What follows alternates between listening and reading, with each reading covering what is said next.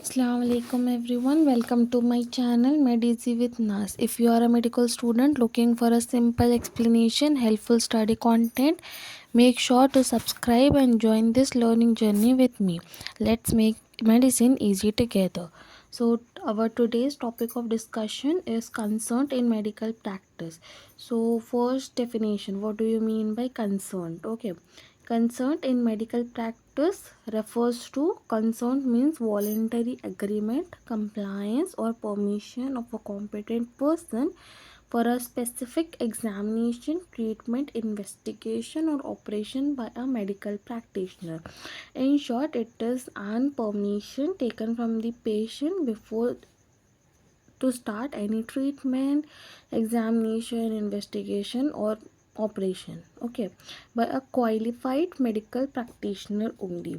Okay, so what are the types of consent? So there are three types of consent: expressed consent, which is again further classified as verbal, that is oral, and written consent. Second one is implied consent, and third is informed consent. So let's see one by one what is there in the types of consent. Okay, so first is expressed consent. And expressed consent is the one which is stated explicit language. The expressed consent may be of following types. Okay, verbal consent. First is verbal consent. So it is a consent which is given verbally, that is orally. It is employed for minor procedures. However, verbal consent should be obtained in the presence of a disinterested third party whenever possible.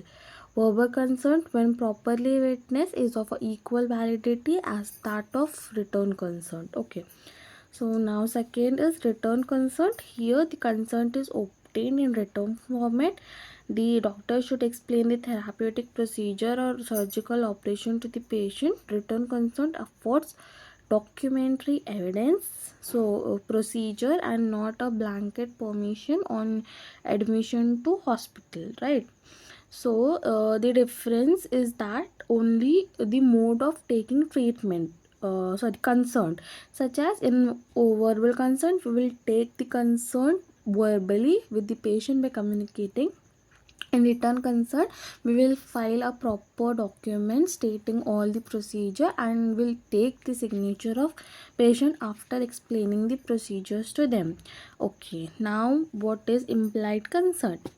It is a common type of consent observed in medical practice. An adult patient of sound mind who knows that he can either agree or refuse to submit to treatment or an operation.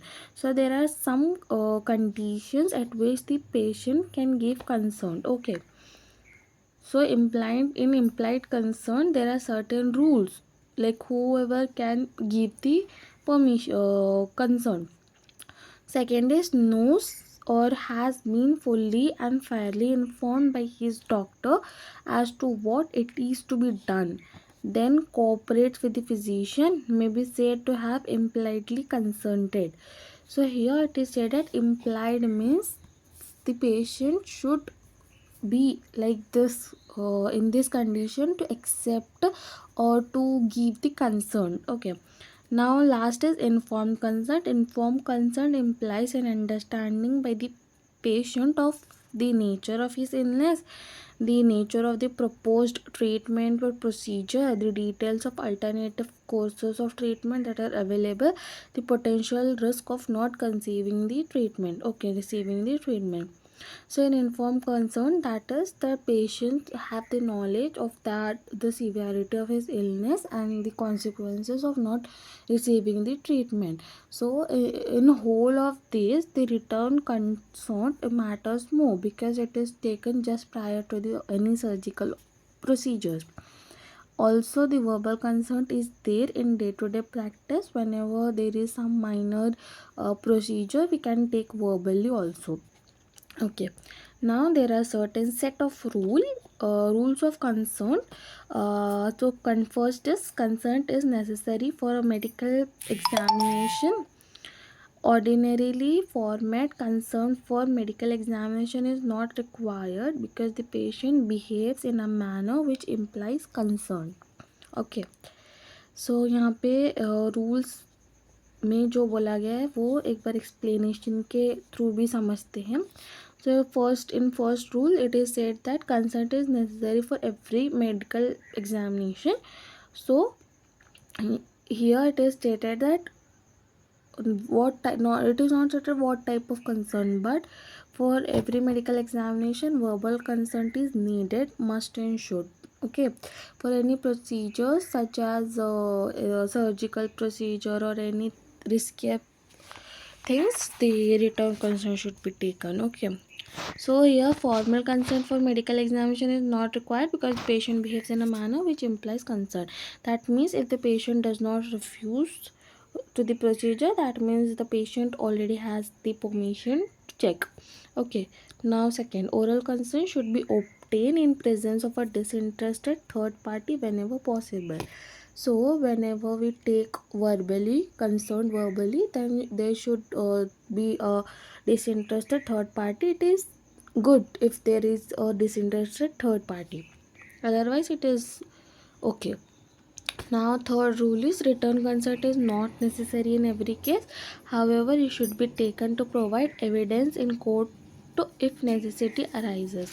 So as we have already studied that written consent can be a document evidence, right? In types of evidence we will see further like what is evidence types and all.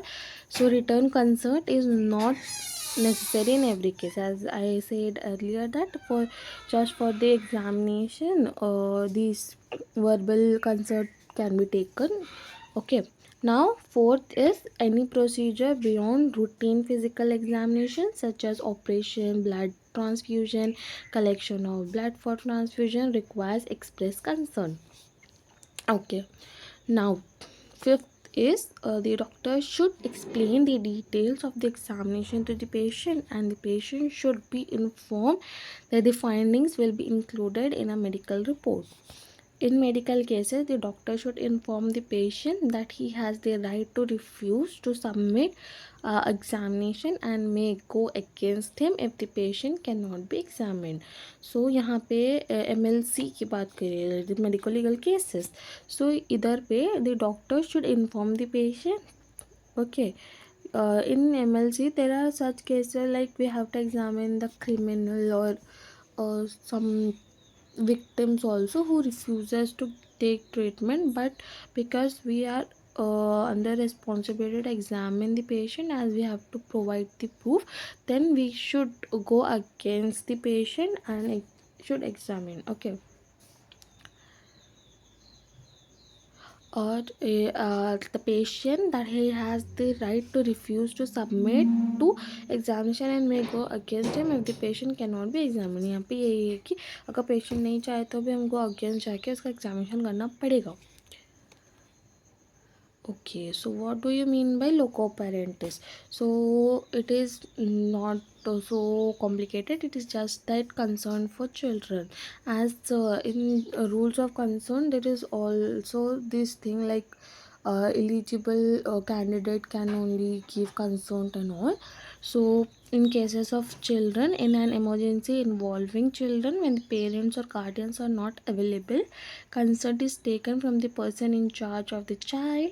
Emergency treatment may be undertaken in the best interest of the child, and consent may be obtained from the principal or head of the institution whenever required. So in cases of children we have to rush it, right? But if there is unavailability of the parents, then we can take the attender whoever brought the child to the hospital. We can take their consent also if they are adult. If they are adults, then we can take the consent of them, but consent is a must. So to be a safe practice, remember you have to take consent before everything. If you are doing just a mere examination also, you should take consent. That is the primary rule. Okay,